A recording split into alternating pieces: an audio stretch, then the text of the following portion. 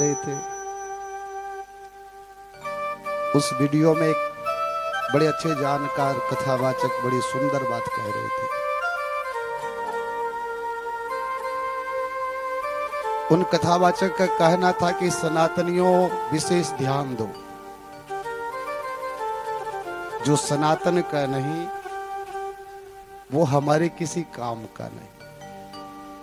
अच्छी बातें होनी भी चाहिए, लेकिन एक बात पूछूं, सनातनियों का क्या कोई ठेका ले रखा है? महाराज, जो आदि और अंत का पता नहीं, उसमें महाराज हम जितनी बात बनाई उतनी ही कम। एक महाराज एक ठाकुर जी का भक्त हुआ जिनका नाम था रस खान। बहुत ध्यान देना। रस खान का नियम था कि रोज पनवाड़ी के दुकान में जाना और एक पान खा करके चले आना। एक दिन रस खान ने क्या देखा कि पनवाड़ी के दुकान में छोटे से ठाकुर जी की प्रतिमा लगा रखा है, मूर्ति लगा रखा है। जैसे ही रस खान ने उस मूर्ति को देखा, देखते ही पनवाड़ी से पूछा, अरे भैया, ये बालक इतना सुंदर कौन है? बहुत ध्यान देना।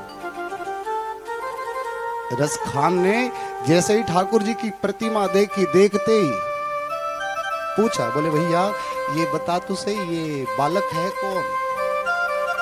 बोला महाराज इसका नाम है श्री कृष्ण चंद्र ठाकुर। अच्छा, ये रहता कहाँ है? बोले भाई ये तो वृंदावन में रहता है। अगले दिन रस खान जब पान की दुकान पे गया तो छोटे छोटे जूते बनवा के लेके गए। बहुत ध्यान देना।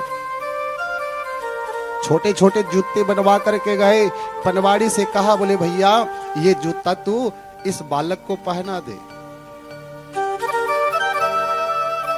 कितना सुंदर, कितना कोमल शरीर है, लेकिन इसके पांव में चप्पल जूते नहीं है। पनवाड़ी ने कहा, रे भैया अगर तुम्हें चप्पल पहनाना है, जूते पहनाना है तो तुम्हें वृंदावन जाना पड़ेगा। देखो प्रभु की कृपा। आज वो रस खान के मन में ये बात बैठ गई कि जब तक मैं इस बालक को जूते ना पहना दूं, तब तक मुझे शांति नहीं मिलेगी, चैन नहीं मिल सकता। और वो ठाकुर जी का भक्त रस खान जूते की जोड़ी लेकर के महाराज चलते चलते चलते चलते चलते चलते वृंदावन पहुंच गए। वृंदावन की गलियों में ठाकुर जी को ढूंढता हुआ जा रहा है। और ध्यान देना, जब रस खान की हालत खराब होने लगी, हमारे ठाकुर जी दौड़ करके रस खान के पास आए और रस खान के साथ बैठ करके रस खान की जूती पहनी। आज महाराज लोग दो अक्षर क्या जान गए कि अपने आप को सनातन के ठेकेदार समझ बैठे। लेकिन महाराज ध्यान देना, हम किसी का विरोध नहीं करते, लेकिन जो ज्ञान की बात है उस ज्ञान से हमें सुननी चाहिए, सीखनी चाहिए। देखो विरोध किसका करना चाहिए? जो विरोध के लायक हो। शास्त्रों में लिखा है महाराज की स्त्रियों को व्यास मंच पे बैठ करके भागवत नहीं सुनानी चाहिए। आज तक हमने किसी के मुख से इस विरोध को नहीं सुना। और देखो गजब तो तब हो जाती है जो एक जागरण लगाने वाली लड़कियां, गाने वाली, जिनको शास्त्र का नॉलेज नहीं, और वो व्यास मंच पे बैठते और पढ़े लिखे हमारे ब्राह्मण देवता नीचे बैठ करके माला जपते। विरोध अगर हो तो उस ब्राह्मण की विरोध होना चाहिए जो पढ़े लिख करके और अनपढ़ के नीचे बैठ करके और माला फेंकाते हैं। हमें भी बड़ा आश्चर्य लगा महाराज। कि लोग तो इतनी श्रद्धा से कथा सुनने के लिए आते, और आज के हमारे व्यास जी महाराज कथा सुनाना छोड़ करके और एक दूसरे की टांग खींच रहे।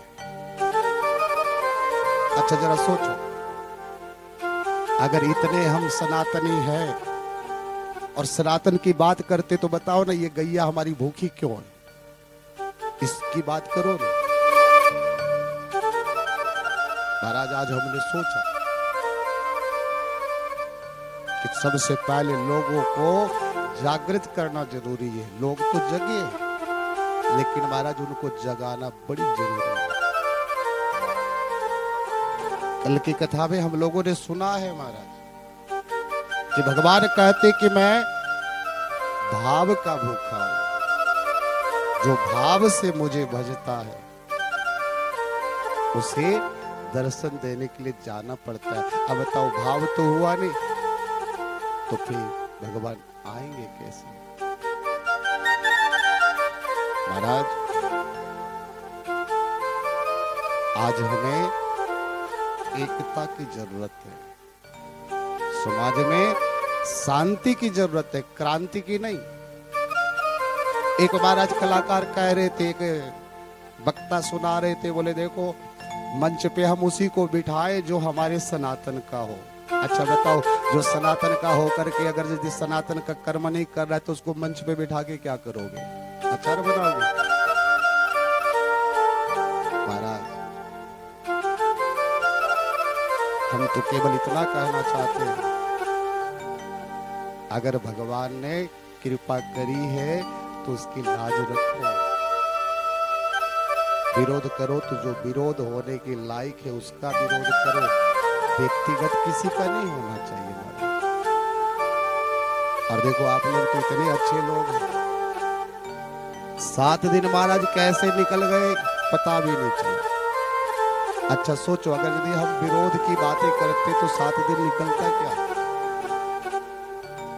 नहीं महाराज, यहाँ तो ज्ञान की चर्चा होनी चाहिए, भक्ति की चर्चा होनी चाहिए। और जब तक ज्ञान, वैराग्य और भक्ति ना हो तब तक महाराज किसी काम का नहीं।